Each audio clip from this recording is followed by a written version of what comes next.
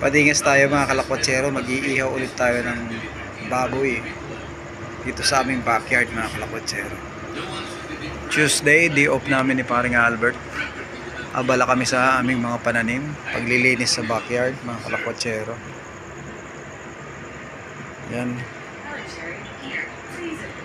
Naglinis kami dito sa backyard at napakarumi na. Yan, ito. Ano tayo? Ito, smoke ano na to eh.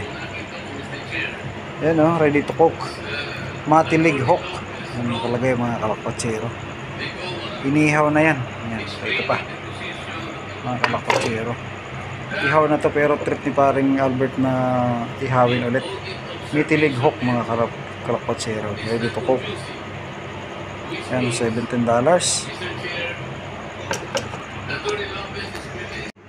Ready na mga kalakotsero, salang na tayo. Medyo ayan no. Paggabi na kaya mag-ihaw na tayo mga kalakotsero. Ready na yung ano dyan, yung Heineken, malamig na mga kalakotsero. Kaya ihaw na tayo. Tagay na habang nag-iihaw mga kalakotsero.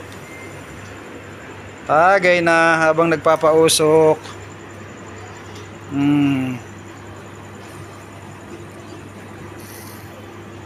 Lamig.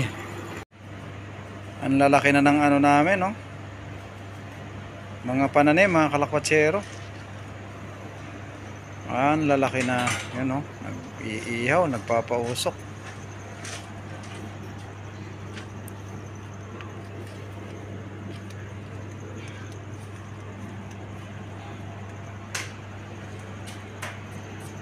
Bango. Yan, sinisintensya na mga kalakotsero, oh. Yung pata na inihaw. Crispy. Sarap. Pero babalik natin yan, kunin lang yung luto na, no? Ito nga. Juicy pa rin, ano? Ay, hilaw pa yata eh. Yan. Bagay, yung baka nga gusto nila eh. May dugo pa, no? Hindi naman makukuha ang protina pag lutong-luto. Ang isang unang-unang Uy, grabing sarap, oh. Tapos na ba yung washing ba? Tapos na yung washing. pero ganun pa man, naawa ang kanyang ama at pinasa kanya. Oh, Hindi laban naiingkit ito laking chunk nito. sa kanyang mga kalaro. Salad. Sa tuwing may kanya-kanya itong mga dalang manok, hindi lamang kasi Grabing pahiwa-hiwa ni paring Albert dito sa pata ng ano eh. Baboy eh. Kahit mainit, pinagtsatsagaan talaga eh.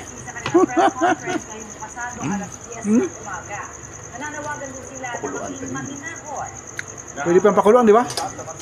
Kasi may bone na maro yan, no?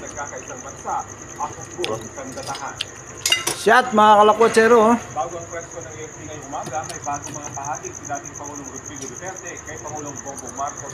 Puro Duterte. Ano yan? Sipag na sipag mga kalakotsero, naghihiwa dun sa natitira pang laman dun sa buto, oh. Napakasarap eh. Dati ng ano yan eh. Smoke na yun eh.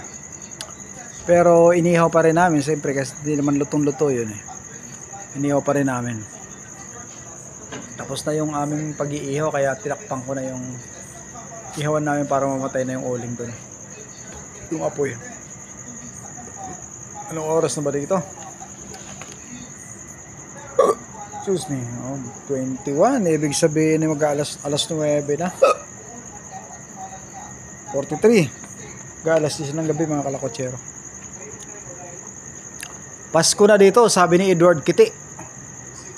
Ayan mga kalakotsero.